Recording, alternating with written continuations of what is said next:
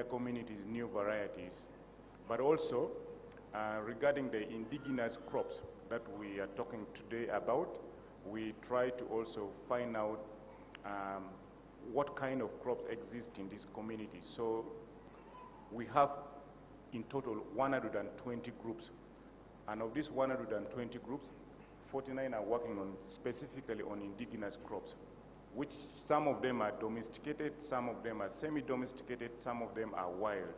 So they are trying to do research around these different indigenous crops to check what is the challenge, or what are the challenges associated with maybe using these indigenous crops. So they try to propose solutions to address those challenges that they will have identified. And through that, we have seen that communities in these different locations have started actually enriching the diversity in their community. And in that regard, some of the varieties that have been got from the breeding institutions are being stabilized by these farmers. And the question of whether this variety is farmer's variety or breeder's variety is something that we cannot discuss and conclude here, because it's like the breeding institution, after giving birth to a crop, they leave it like to an orphanage, let's say the farmers to manage. So we find that farmers are also contributing a lot, especially in stabilizing, segregating lines. So we would like to see the discussion on this farmer's variety again taken further, because we have lots of contribution from different stakeholders, the civil society, we have the breeders themselves who come up with these new varieties, and we have the farmers who supply the parent materials for this, but also they help in stabilizing this. So to answer the question of what we are doing as Oxfam, we are trying to empower farmers to make sure that they have the capacity to develop, maintain, and sustainably use these genetic materials, like in particular seeds. But we're also trying to make sure that we build alliances with different stakeholders which are very critical. I mentioned the breeding institutions. We have now on board FAO. We have Africa Forum for Agricultural Advisory Services, and also the Genetic Resources for Food and Agriculture.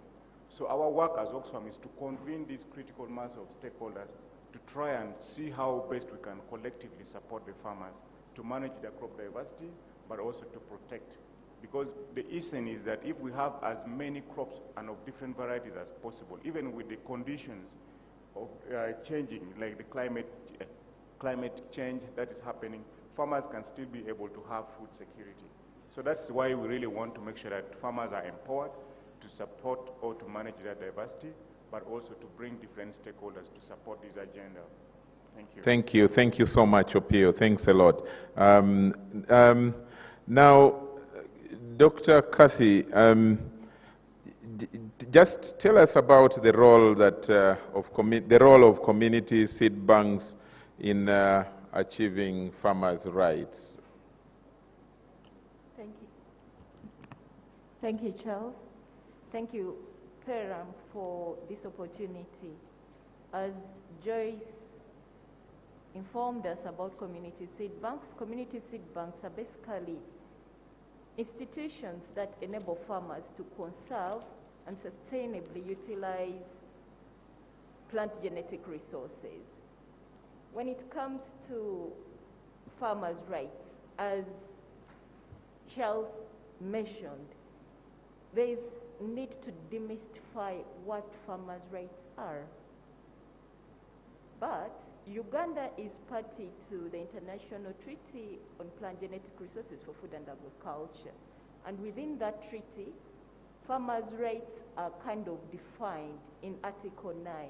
And one of them is right to save, use, exchange, and sell seeds. The second one could be a right to protect indigenous knowledge. The third one is a right to an equitable share of the benefits that accrue from the use of the plant genetic resources or the seeds. And the last category would be the right for the farmers to participate in national decision-making platforms, just like Grace is doing now. So how are community seed banks enabling farmers to realize these rights? It's a process. The community seed banks have been in Uganda since 2010. A lot of work has been done. But the most important thing is empowering farmers to lobby for their space in the legal system. For instance, when you look at the current national seed policy, there is a special class to allow farmers grow and sell their seeds under the quality declared seed class system. So through community gene banking, we've been able to work with farmers to allow them air out their concern, to create that space. Secondly, through community seed banks, farmers have been empowered to document their traditional knowledge associated on these diverse seeds. So using a community biodiversity register, farmers in different community seed banks are able to document this knowledge, and by documenting this knowledge, they kind of attach ownership to this. And by documenting all this, it will also facilitate their capacity to tap into the equitable sharing of the benefits, because they'll have something to present and defend their claim for the knowledge that has been utilized to access the various seeds. Then the participating in national decision making. The farmers in the various community seed banks we've been working with have ably informed such platforms. Farmers in Kabohe participated in the consultative meetings aimed at improving the national seed policy, and I think farmers are quite happy with the way it is. And the onus is upon us Ugandans to ensure that the provisions within that policy are implemented to further enable, to allow farmers benefit in their efforts geared towards conserving and sustainably utilizing their genetic resources. Okay, we are left with very few minutes. I'm going to give Isaac, I think 2 of them, because Ministry of Agriculture is very central in responding to some of these issues, especially that they are the policy directors, the implementers, and of course government. The rest I will just give you half a minute each. I'll give Isaac 1 minute. Isaac, going forward, you talked about a lot of things that can be done and that you're going to do. But if of course, you listen to Grace and the outpouring of her, practical challenges on the ground as for smallholder farmers. I need you to respond to how the smallholder farmers can be helped by government on the issue of, accessing quality seeds, accessing funding, what can be done, and talking about establishing the need to establish community seed banks. In 1 minute. Yeah, thank you, Charles, again. As I said, one of the key issues in the seed policy is access of seed by farmers. And as a ministry, we introduced the quality declared seed class as one of the measures to ensure that farmers are able to access quality seed.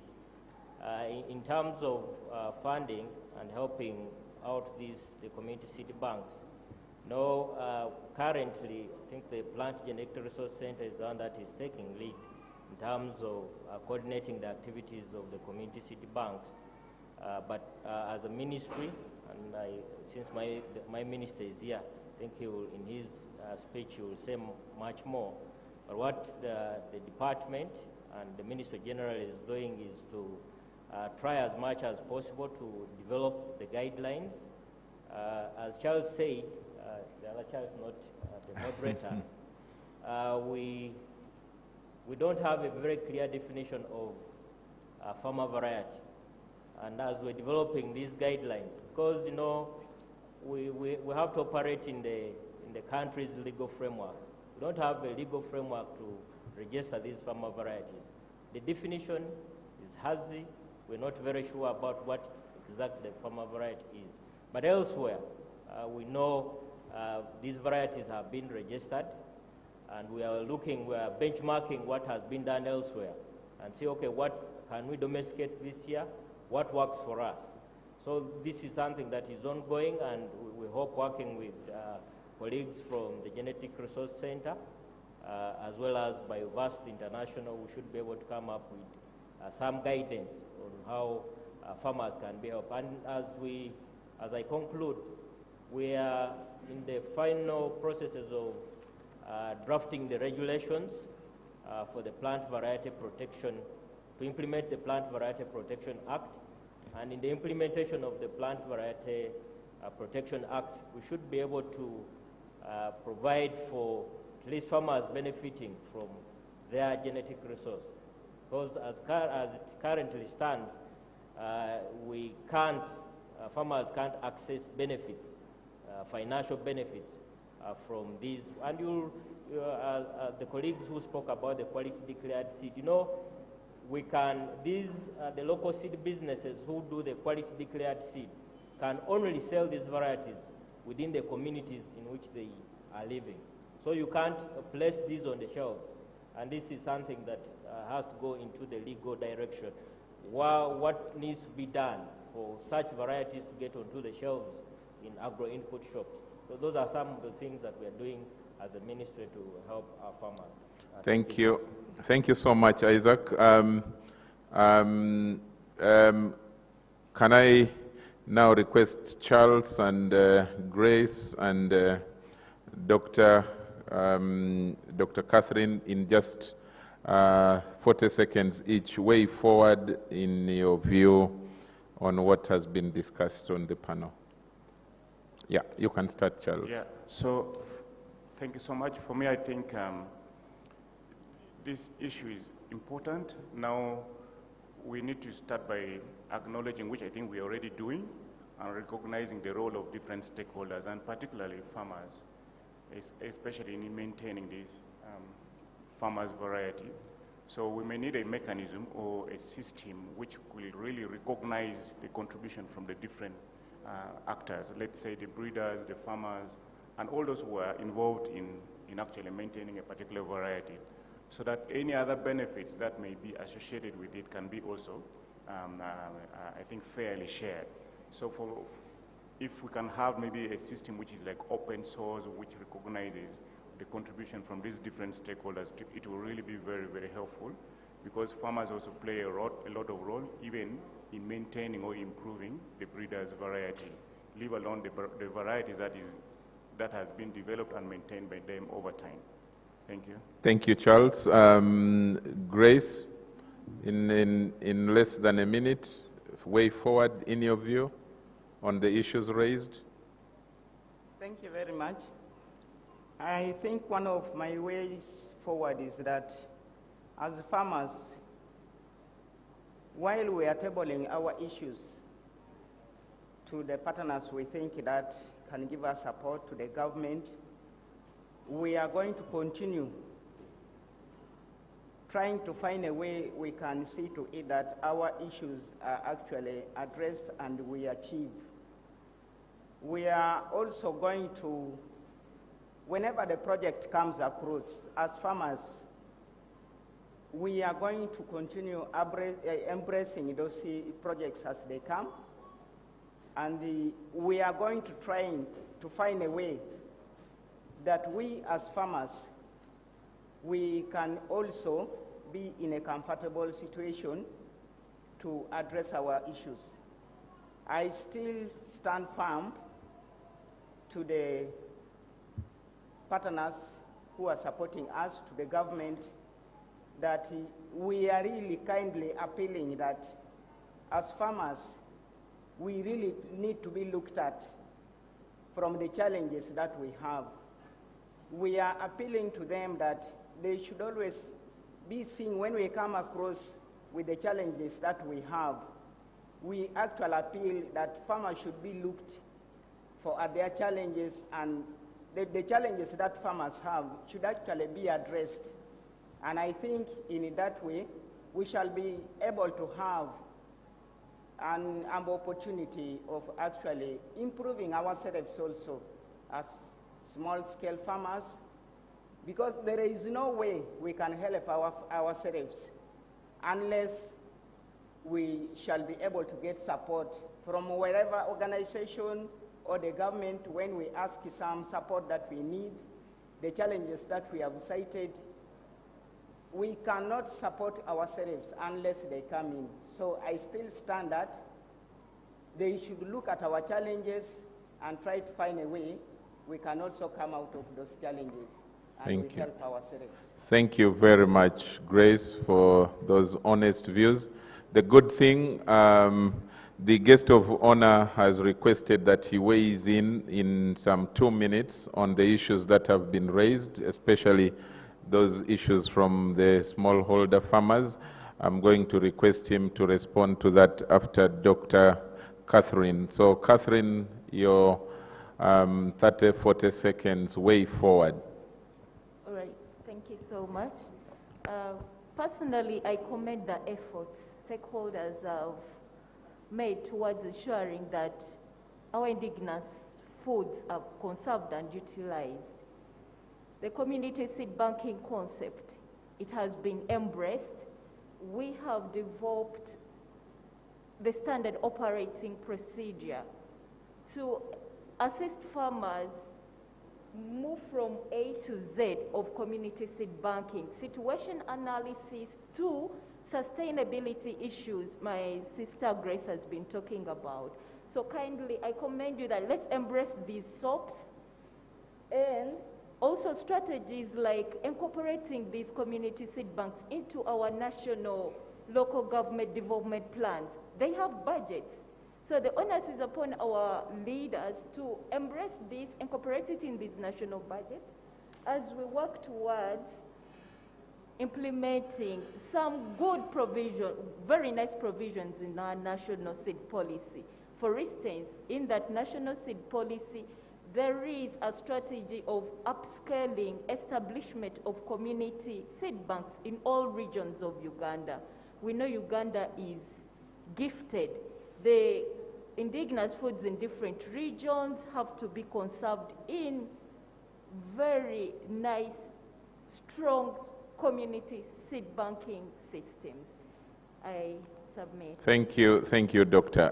Finally, Mr. Biantwale, the issues that have come up here, especially issues of the access to the seeds, of quality seeds, but also issues of the policy.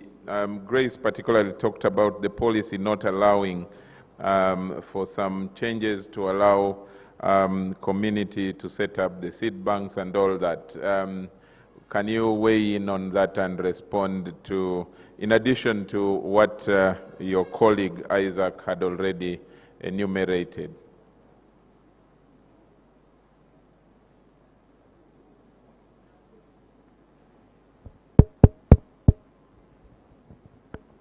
Press and hold down.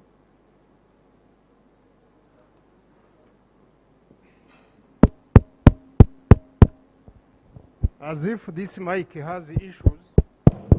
Hey, I think I don't know how to use this technology, maybe. You will forgive me. Good afternoon once again. Good afternoon. I'm Biantwale Tibijuka Stephen, the Acting Director, Crop Resources. I would like to make 2 comments. One, I think the other issues will come in the afternoon as we engage. I was asking Dr. Grace Nambatia, following her presentation on COVID and the other issues, and appreciating the contribution of nutrition to response to COVID. I was asking her, since I was seeing her in these Professor Gwang, those issues that came up, whether Ministry of Agriculture was part of the National Task Force on COVID. We are going to check, and we shall get an answer that we shall share maybe as we move along. It is not hard to answer. It is not me to answer. The issue is appreciating the contribution of food towards COVID response to treatment and other issues. The second issue is around the seed, and I thank my colleague Isaac for the wonderful presentation.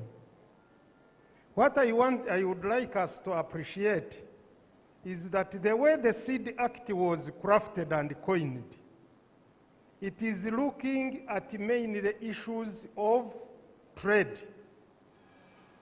commerce, vis-a-vis quality of seed. It looks at the whole value chain, from breeding, what the breeder should do before the seed is released, how to treat the foundation seed, how to multiply the seed, and now even we went further to name these people the dealers in seed. What is the name they give them, Isaac? They are called seed merchants. Am I correct? So, when you look at that framing of that act against the community seed banks, and again, we are coming to reflect on how to register the seed that is with the farmers. Who will handle this commercial aspect of this seed at that level? Because it is a process, it has costs. This is how we looked at it in the national seed policy as we move along again to revise the regulations. We appreciated and said, no, we need the two levels of certification. We need the certified seed, we need the quality declared seed. And I need to reflect further to know whether the quality declared seed registration process and whether that register is available of quality declared seed. Back to Isaac. Do I respond, sir? Yeah, you respond. Yeah, what I may say on that, no, the quality declared seed is a class of seed. We have a schedule for crops that we often call the orphaned crops. You know, as the minister has said, in terms of because people are looking at commercialization, the commerce of it. So there are those crops that the traders or the merchants are not interested in. And they are supposed to go through the normal certification process. But because of the implications of the returns on investment, the merchants are not interested. So we are saying, okay, under this arrangement, these are supposed to go through the normal seed certification processes, but because of the dynamics involved, we are saying these will go through a rigorous process of quality, of certifying quality declared seed. So it doesn't mean that we are saying we are registering varieties specifically for quality declared scheme. That's not true. We are saying, okay, we have these these crops that the industry, the commercial industry is not interested in, but these are also important to our farmers. So these will go through the quality declared scheme. So they are the varieties. You can have a variety which is listed on the national catalog, but it will go through the quality declared scheme. Thanks very much for that elaboration, and we shall continue exchanging as we engage. The last issue I would like to comment on is that we need to look at these issues holistically. As government, there are policy changes to support our people that evolve as we move along. The current NDP3 is taking us into agro-industrialization for job creation and wealth. And we have gone further to look for a vehicle for the agricultural sector and the government to deliver on the NDP3 through the parish development model. And the purpose is to ensure that the communities, our aunts, our sisters, our families, grace and the colleagues, at that level, now take decisions, plan, and spend their resources at that level on the priorities they will have identified. And there is a deliberate effort to recruit parish chiefs, to recruit sub-county extension people, to support these communities handle these issues. And one of the issues Grace raised, how can they be supported? The aspect of financial inclusion is very critical at that level for sustainability of these community seed banks. Otherwise, if they don't do it at that level, they cannot compete, Mr. Dongtho. At that level, they cannot compete with the private seed companies that are doing commercial business for the already commercialized crops. This is what I wanted to bring out and to be food of thought as we break off for lunch. I thank you very much. Thank you very much, Director. Ladies and gentlemen, the discussions are very nutritious and they are really exciting, but we have to go for lunch now. And I'm going to request that we do that. Now it's about 2:30. We are going to come back here at 3:10. We are going to do lunch of 40 minutes. And when we come back, we are... Stella, how long is the guest of honor supposed to take with the visit of the stalls?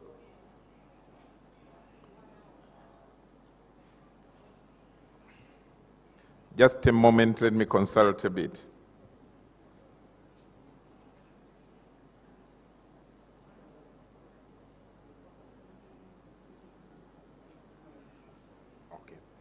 Okay, so we are going to do, thank you, Stella. So, gentlemen and ladies, participants, let's break for lunch now, and we will be back here at 10 minutes after 3. 10 minutes after 3, we are going to have lunch of 40 minutes. Try to rush through the lunch, and good enough, they serve very fast. Let's clap as we go out. Let's clap for Dr. Catherine, Grace, Opio, and Isaac for a wonderful presentation and discussion. Thank you very much. Enjoy your lunch. The coupons are at the exit as you go out of the room. Ensure you pick a coupon to go and serve lunch. Thank you. See you after lunch. The 11th Annual Indigenous Food and Seed Fair will take place on Thursday, the 28th of October, 2021 at Silver Springs Hotel, Kampala, under the theme, Building Back Better, Strengthening Community Resilience to COVID-19 through Indigenous Foods and Agro-Biodiversity Management. It will be live on UBC TV from 10 a.m. to 11 a.m. and streamed live on UBC YouTube channel and Pelham Uganda's social media platforms.